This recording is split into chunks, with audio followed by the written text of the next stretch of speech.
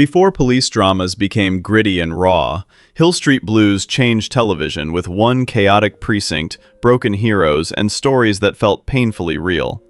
The actors made every shift feel dangerous, human, and unforgettable. But decades later, many of those beloved faces are no longer with us.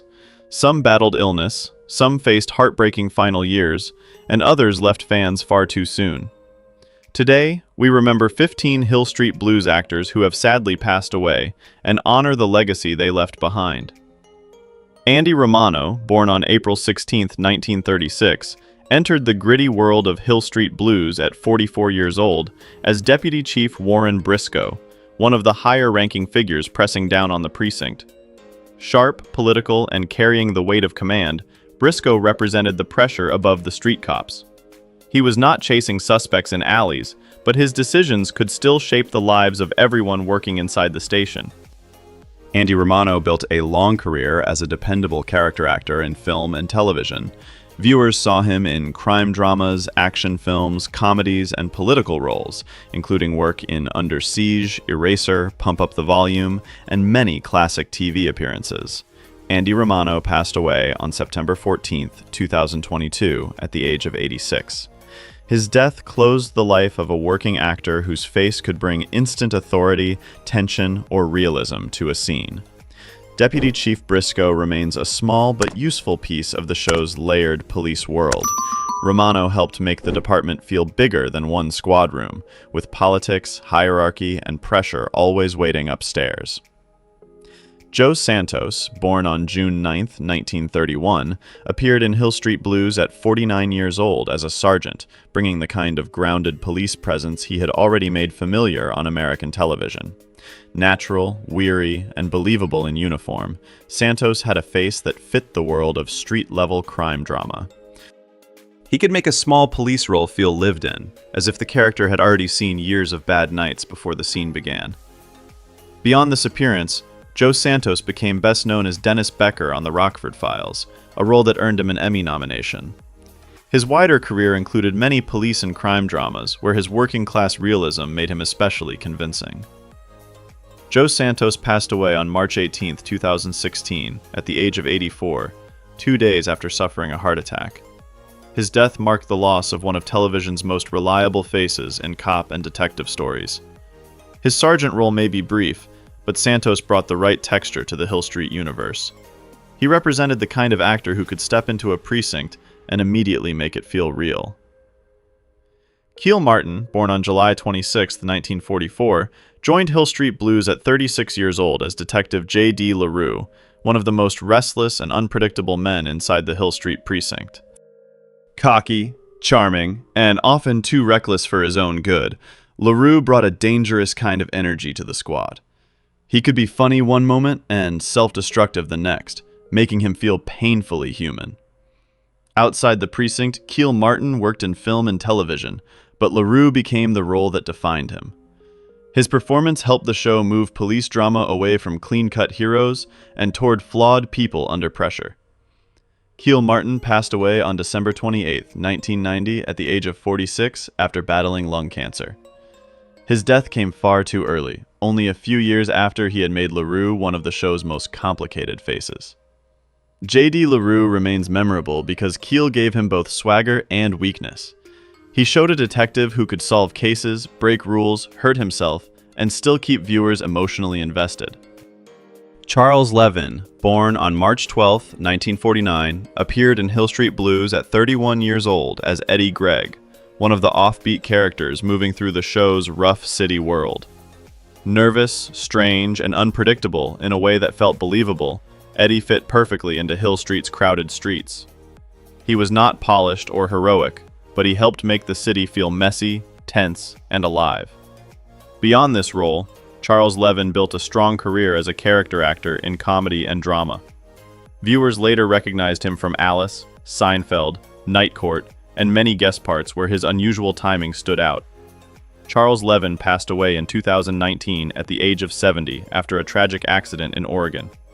His death saddened fans who remembered him as one of those familiar faces that made television worlds feel richer. Eddie Gregg may be a smaller role, but Levin gave him real texture. He had a gift for making odd characters feel human, turning brief appearances into moments that stayed in the background of viewers' memory. Michael Conrad, born on October 16, 1925, became one of Hill Street Blues' most unforgettable voices at 55 years old as Sergeant Phil Esterhaus.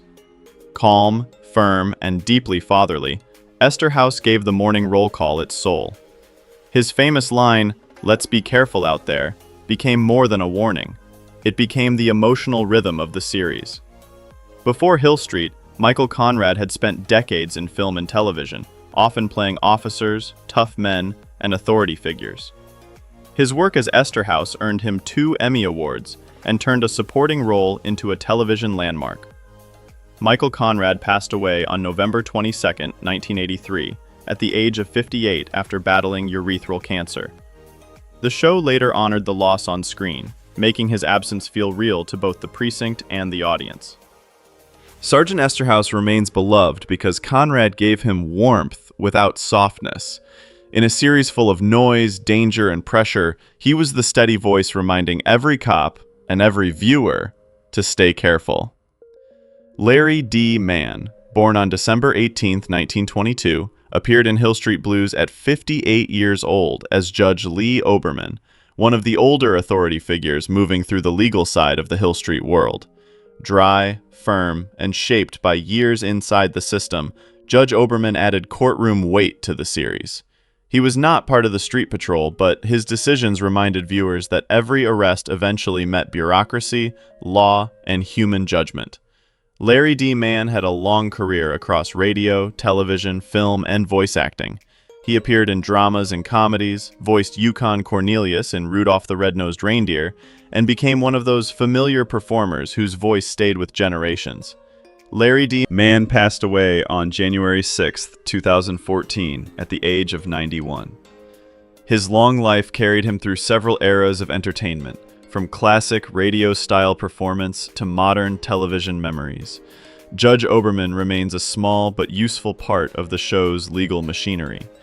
Mann gave him age, authority, and a lived-in quality that helped make the Hill Street justice system feel wider than the precinct walls.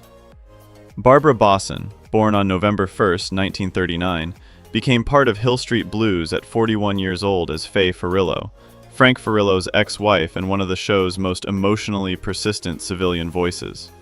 Demanding, vulnerable, and often painfully honest, Faye brought the mess of personal life into a police drama. She was not chasing criminals, but her scenes reminded viewers that cops carried divorce, family pressure, and unfinished arguments home with them. Barbara Bosson's career reached beyond acting into television history through her long association with creator Stephen Bochco. Her performance as Faye earned multiple Emmy nominations, and she later appeared in Murder One and other serious TV dramas. Barbara Bosson passed away on February 18, 2023, at the age of 83. Her son confirmed her death, and fans remembered her as a performer who made difficult, emotional characters feel truthful rather than decorative. Faye Farillo remains memorable because Bosson refused to make her simple. She gave Faye irritation, pain, loyalty, and need, the kind of complicated humanity that made Hill Street Blues feel so different from older cop shows. René Enríquez, born on November 24, 1933, joined Hill Street Blues at 47 years old as Lieutenant Ray Cayetano, a thoughtful command officer working inside the pressure of the precinct. Serious, controlled, and quietly burdened, Cayetano brought a different emotional shade to Hill Street. He was professional and disciplined, but the show also allowed viewers to see the cultural tension and isolation he carried as a Latino officer in command. Before and during his television career, René Enríquez worked in theater and screen roles that reflected both dignity and intensity. His performance as Cayetano helped broaden the show's view of policing beyond a single type of authority figure. René Enríquez passed away on March 23, 1990, at the age of 56. His death was linked to pancreatic cancer, cutting short the life of an actor whose quiet force had become part of the show's early identity. Ray Cayetano remains important because Enríquez played him with restraint and intelligence. In a precinct full of loud personalities, he gave the series a calmer, more reflective voice of leadership. René Santoni, born on April 21, 1938, appeared in Hill Street Blues at 41 years old as Danny Santana, one of the street-level figures who fit naturally into the show's restless urban world. Sharp, grounded, and carrying a lived-in city toughness, Santana belonged to the kind of character who made Hill Street feel crowded with real people. His presence helped the series keep one foot in the squad room and the other on unpredictable streets. René Santoni built a long career in film and television, moving easily between drama and comedy. Viewers remembered him from Dirty Harry, Cobra, Seinfeld, and many guest roles where his natural intensity and dry humor made him stand out. René Santoni passed away on August 1, 2020, at the age of 81. His death followed years of health problems, including cancer, leaving behind a career full of tough, funny, and unmistakably human characters. Danny Santana may be a smaller part of Hill Street Blues, but Santoni gave him texture. He had the rare ability to make a brief appearance feel like it came with a whole life behind it. Torian Black, born on May 10, 1940, became one of the central faces of Hill Street Blues at 40 years old as Detective Neil Washington, the thoughtful partner of J.D. LaRue. Calm, observant, and quietly moral, Washington balanced LaRue's chaos with patience and intelligence. He often seemed like the man holding the emotional line, watching the damage around him without losing his sense of decency. Beyond the precinct, Torian Black earned an Emmy nomination for his work on the series and became deeply involved in adoption advocacy. He adopted several children and used his public platform to speak about family, responsibility, and care. Torian Black passed away on July 21, 2022, at the age of 82. His death came after a brief illness, and fans remembered both his screen dignity and his real-life commitment to children and family. Neil Washington remains powerful because Black gave him quiet strength. In a show full of pressure, corruption, and emotional damage, he stood out as a steady presence with conscience. Yaphet Kotto, born on November 15, 1939, appeared in Hill Street Blues at 41 years old as Calvin Matthias, bringing heavyweight dramatic presence into the show's intense police universe. Commanding, serious, and impossible to ignore, Matthias carried the force of an actor who could change the tone of a scene instantly. Even in a guest role, Kotto's voice and physical presence gave the character real gravity. Yaphet Kotto's career reached far beyond television drama. He starred in Across 110th Street, played the Bond villain Kananga in Live and Let Die, appeared in Alien, and later became beloved as Lieutenant Al Giardello on Homicide: Life on the Street. Yaphet Kotto passed away on March 15, 2021, at the age of 81. His death marked the loss of one of Hollywood's most powerful and underappreciated screen presences. Calvin Matthias is only one piece of Kotto's large career, but his appearance carried weight. He brought authority, danger, and soul, the kind of presence that made any crime drama feel more serious. Joe Spano, born on July 7, 1946, became part of Hill Street Blues at 34 years old as Lieutenant Henry Goldblum, the thoughtful officer often caught between street violence and human compassion. Patient, reflective, and more comfortable listening than shouting, Goldblum gave the precinct one of its gentler voices. He was not soft, but he believed police work still needed empathy, even when the city around him felt angry and broken. Joe Spano's career continued strongly after the series, especially on television. Many later viewers came to know him as FBI agent Tobias Fornell on NCIS, while his earlier stage and screen work showed a performer skilled at quiet intensity. Now 80, Joe Spano remains respected as a veteran actor with a long television legacy. His later appearances have been less about celebrity noise and more about steady, familiar work that audiences trust. Henry Goldblum still matters because Spano made decency feel dramatic. In a show built on pressure and moral compromise, he gave viewers a cop who tried to understand people before judging them. Daniel J. Travanti, born on March 7, 1940, anchored Hill Street Blues at 40 years old as Captain Frank Furillo, the precinct commander trying to hold chaos together day after day. Controlled, exhausted, and deeply principled, Furillo was not a flashy police hero. He carried politics, crime, addiction, ambition, and personal failure on his shoulders, yet still tried to lead with discipline and moral clarity. Daniel J. Travanti became the dramatic center of the series, winning 2 Emmy Awards for his performance. His portrayal helped redefine what a television police captain could be, not just a boss, but a complicated man under constant pressure. Today, Daniel J. Travanti is 86 and has lived a quieter public life than during the show's award-winning peak. His later work included stage and television roles, but Furillo remains the performance that defined his screen legacy. Frank Furillo remains unforgettable because Travanti made restraint feel powerful. He showed leadership as something lonely, flawed, and exhausting, giving Hill Street Blues its steady moral spine. Michael Warren, born on March 5, 1946, joined Hill Street Blues at 34 years old as Officer Bobby Hill, one half of the memorable patrol partnership with Andy Renko. Calm, athletic, and quietly grounded, Bobby Hill brought balance to the street-level side of the series. His partnership with Renko worked because it mixed humor, danger, loyalty, and the daily unpredictability of patrol life.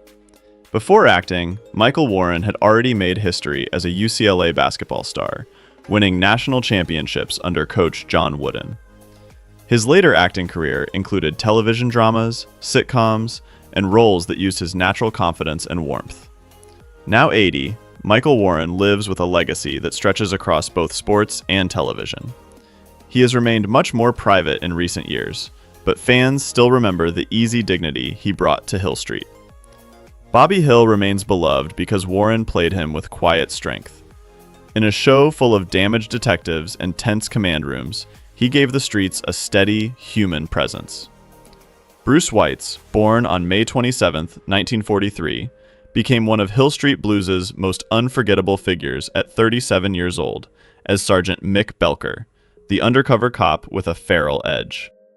Growling, twitchy, and strangely tender beneath the street armor, Belker was unlike almost any TV cop before him. He could look dangerous in an alley, then suddenly reveal loneliness, loyalty, or a painful need to be understood. Bruce Weitz's performance became one of the show's signature achievements, earning him an Emmy Award. After Hill Street, he continued working in television and film, including roles in General Hospital, Half Past Dead, and many guest appearances. Now 83, Bruce Weitz has lived more quietly than during his award-winning television years. He remains strongly associated with Belker, a role so distinctive that it still stands apart in the history of police drama. Mick Belker remains powerful because Weitz made him more than a gimmick. He turned snarls, disguises, and street survival into a wounded human portrait that viewers could not easily forget. Betty Thomas, born on July 27, 1947, joined Hill Street Blues at 33 years old as Officer Lucy Bates, one of the strongest women working inside the Hill Street precinct.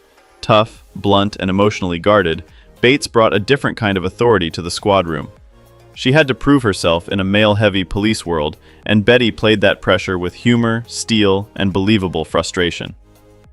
Betty Thomas won an Emmy for her work on the series, then built an even bigger career behind the camera.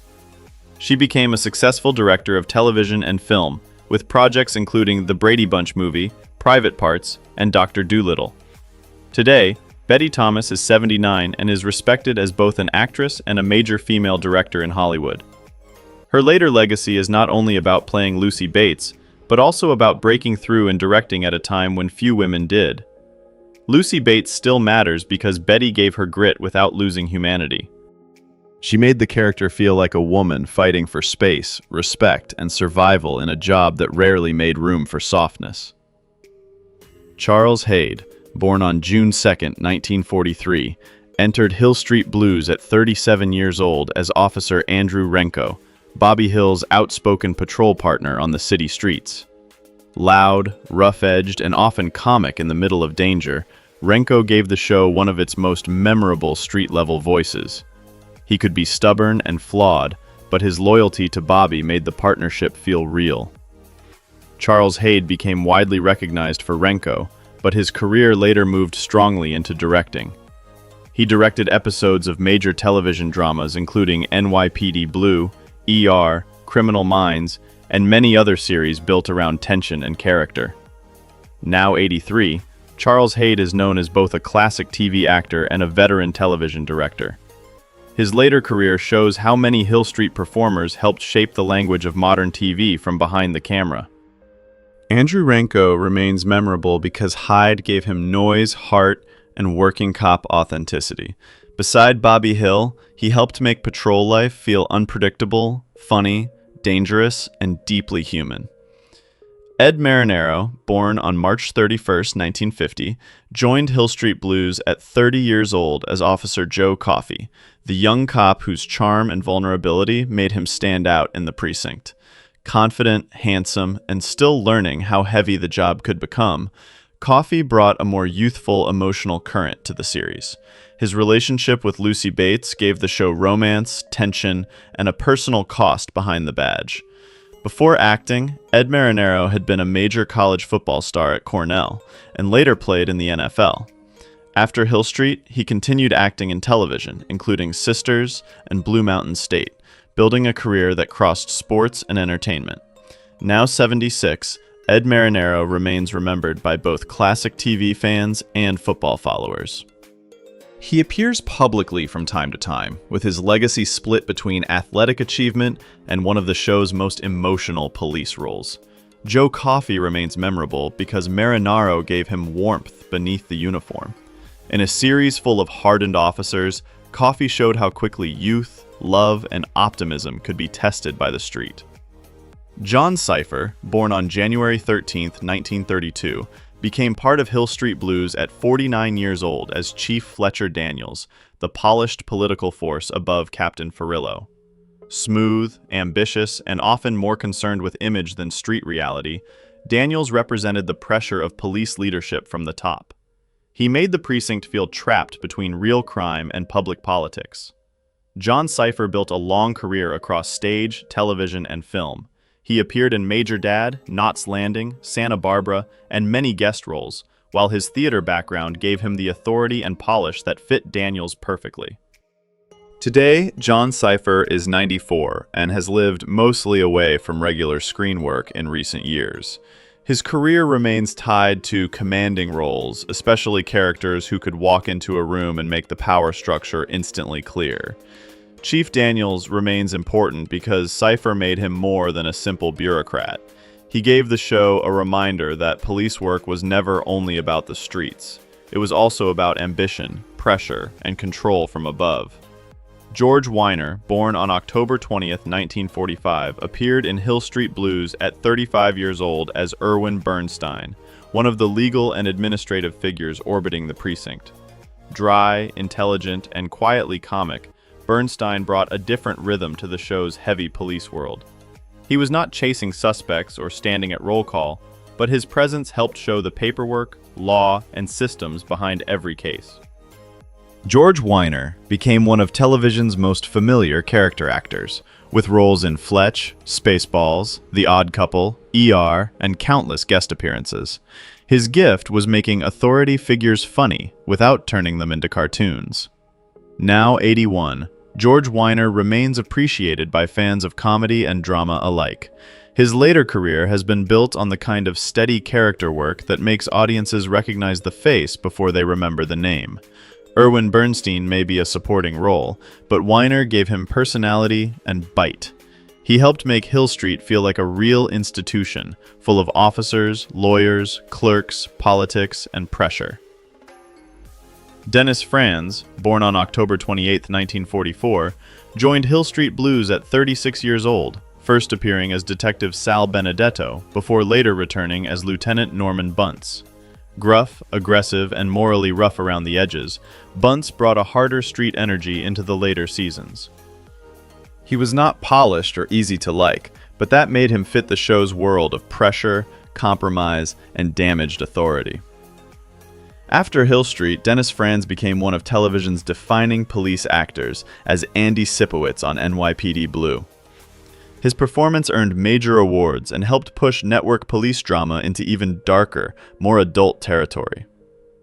Now 81, Dennis Franz has been retired from acting for many years and lives a much quieter life than during his television peak. He remains closely associated with intense, flawed cops who changed the shape of TV drama. Norman Bunce stands out because Franz gave him grit without apology. In a precinct already full of complicated men, he brought another layer of anger, instinct, and survival. Ken Olin, born on July 30th, 1954, appeared in Hill Street Blues at 26 years old as Detective Harry Garibaldi, a young officer entering the show's tense and layered police world. Ambitious, sharp, and still finding his place, Garibaldi carried the restless energy of a newer detective. He was not one of the show's original anchors, but he helped show how the precinct kept changing as younger voices entered the system. Ken Olin's career grew strongly after Hill Street, especially with 30-something, where he became a major television name. He later moved behind the camera as a director and producer on shows including Alias, Brothers and Sisters, and This Is Us. Today, Ken Olin is 72 and is known more as a producer and director than as a former young actor. His later career helped shape emotional ensemble television for a new generation of viewers. Harry Garibaldi remains an early marker of Olin's screen journey. The role was not his biggest, but it pointed toward a career built on thoughtful, character-driven television. James Sikking, born on March 5, 1934, became one of Hill Street Blues' most distinctive command figures at 46 years old as Lieutenant Howard Hunter, the precinct's intense and heavily disciplined SWAT leader. Rigid, formal, and often unintentionally funny, Hunter brought military precision into a police station already drowning in chaos. His seriousness made him comic, but underneath the stiff posture was a man trying to impose order on a world that kept slipping out of control. James Sikking built a long career in television and film, with memorable work in Doogie Howser, MD, Star Trek III, The Search for Spock, The Pelican Brief, and many guest roles. His clipped voice and controlled presence made him perfect for authority figures. James Sikking passed away on July 13, 2024, at the age of 90 after complications from dementia. His death brought tributes from fans who remembered how much personality he could bring to discipline, command, and quiet absurdity. Howard Hunter remains unforgettable because Sikking made control feel human. He turned a stiff, tactical officer into one of the show's most oddly touching characters, funny, fragile, and completely his own. Veronica Hamel, born on November 20th, 1943, joined Hill Street Blues at 37 years old as Joyce Davenport, the public defender whose relationship with Frank Furillo added tension beyond the precinct. Smart, elegant, and morally fearless, Joyce gave the show a powerful legal counterweight to the police. She challenged the system from the other side, proving the series was not only about cops, but also about justice, rights, and accountability. Veronica Hamel earned multiple Emmy nominations for her performance and became one of the show's most recognizable faces.